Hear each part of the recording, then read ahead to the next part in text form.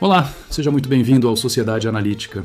Eu sou o Fernando Bassard e aqui a gente não reage aos fatos, a gente analisa o que está por trás deles. E sim, para quem ainda não me conhece, muito prazer. Eu sou um avatar digital. E agora, dito isso, vamos para mais um vídeo aqui no Sociedade Analítica.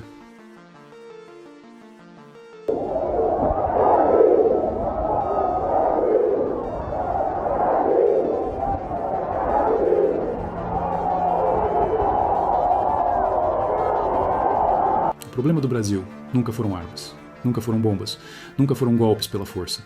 O verdadeiro problema e o verdadeiro medo está em outro lugar, na capacidade de mobilizar pessoas. Porque regimes não caem apenas por violência, eles estremecem quando perdem representação, identificação e principalmente capital político orgânico. E é exatamente isso que a caminhada de Nicolas Ferreira escancarou. Fique até o final, porque hoje eu vou mostrar a verdade por trás desses movimentos. E por que ele incomodou tanto? Não é sobre caminhar, é sobre mobilizar.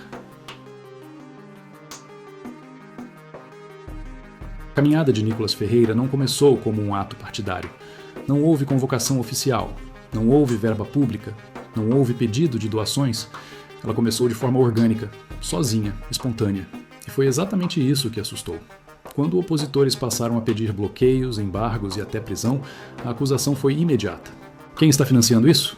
Mas os fatos são simples. Ele está em período de férias, não utilizou recursos públicos, não houve estrutura partidária formal. O que houve foi algo muito mais raro hoje em dia: adesão voluntária. O verdadeiro incômodo: as redes sociais. Os vídeos da caminhada revelaram algo inegável: engajamento absurdo, entrega orgânica do algoritmo, milhões de visualizações, crescimento constante. Hoje, nenhum outro espectro político no Brasil consegue engajar tanto, mobilizar tão rápido, converter audiência em presença física. Isso não é acaso.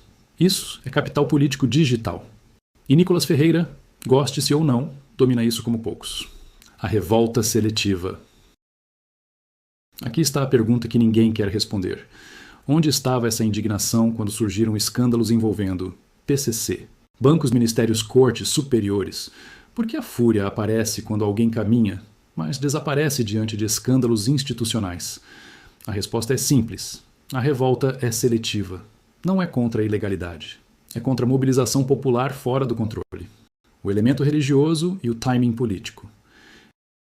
Em entrevista ao Pleno News, Nicolas afirmou: "Eu não comecei isso sobre política, mas sobre o futuro do meu país.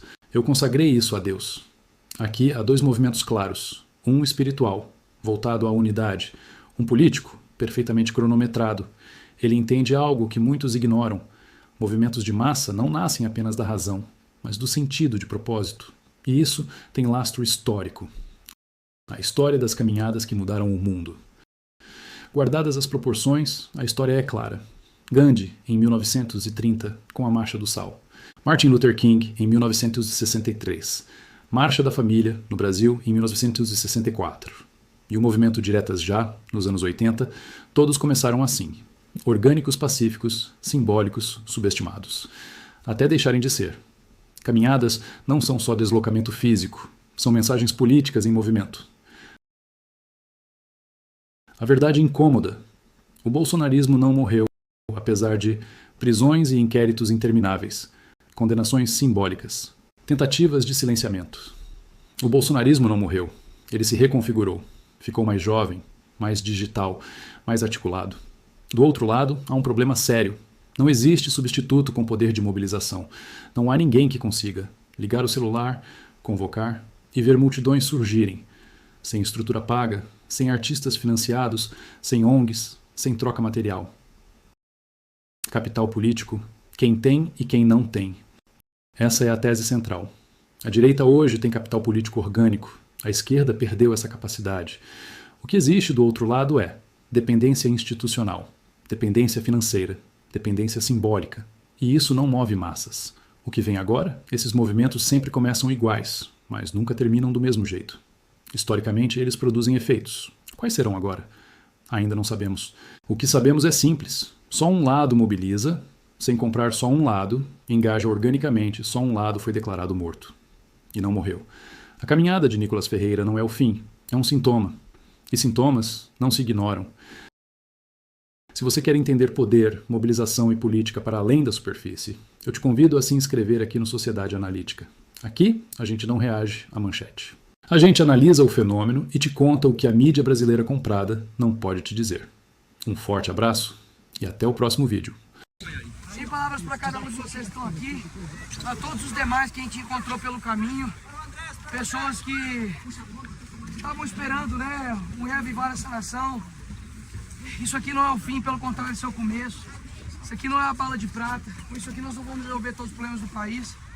Porque eu acredito não é numa reforma política, numa reforma constitucional. Eu acredito numa reforma individual de cada um. Porque não adianta, né, a gente chegar lá em Brasília, pedir por liberdade, sendo que nós mesmos não fazemos isso, né, no nosso dia a dia. A gente não tem um compromisso, né, na nossa vida diária em sermos brasileiros honestos, sermos brasileiros retos. Então a responsabilidade não é somente de um homem, a responsabilidade é de cada um de nós. E ontem a gente começou lá em Minas Gerais, a gente para aqui no segundo dia aqui, finalizando 73 quilômetros de muito apoio.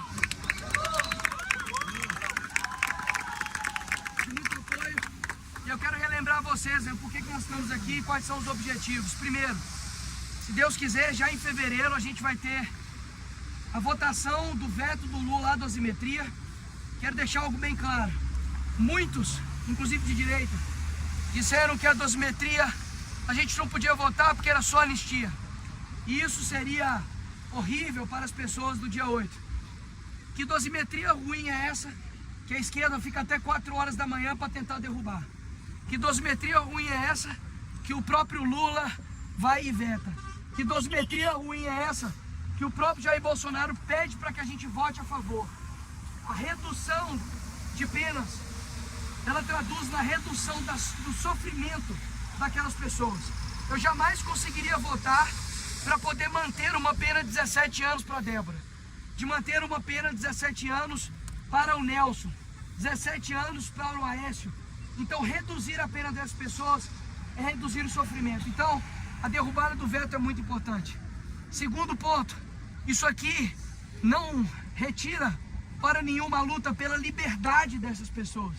Está aqui a família aqui do Clezão, que perdeu o seu pai, perdeu o marido, esposo. E gente, hoje eu sou pai, e eu vejo a minha filha e tá lá em casa, e eu fico pensando, né? Imagina se eu nunca mais voltasse. Então eu me coloco na pele dessas filhas, na pele da mãe, de saber que, poxa, estão tratando e trataram o meu pai como um não humano, como uma pessoa que poderia ser descartada. Estão tratando a direita como pessoas que não são mais pessoas. Isso aqui, acima também de tudo, é para pedir também a liberdade também de Jair Bolsonaro, que é o único líder da direita que nós temos. Espero que a prisão domiciliar chegue o mais rápido possível, porque a prisão domiciliar também é uma redução de sofrimento para ele.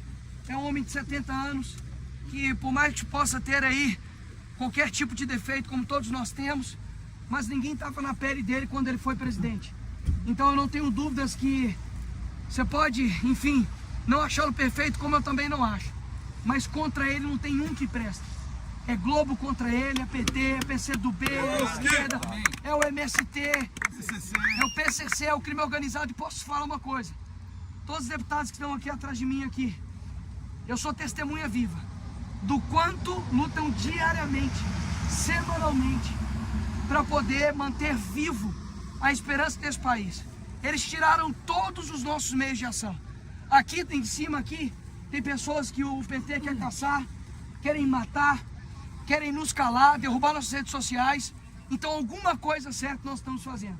Não somos perfeitos, erramos, mas pode ter certeza, esses caras que se uniram aqui, tantos outros também gostariam de estar aqui, que vão chegar. E mesmo aqueles que não chegam por conta de estarem longe ou terem outros compromissos, saibam de que vocês deram um voto não somente em quem está preocupado com a eleição. Isso aqui eu não estou fazendo de forma eleitoral. Eu não estou fazendo para nenhum candidato ganhar as eleições agora, no final do ano. Nós estamos fazendo isso porque a gente faz isso pelo nosso país, porque durante anos, e a maioria da minha vida, foi o PT que governou, foi o PT que tem entregado migalhas.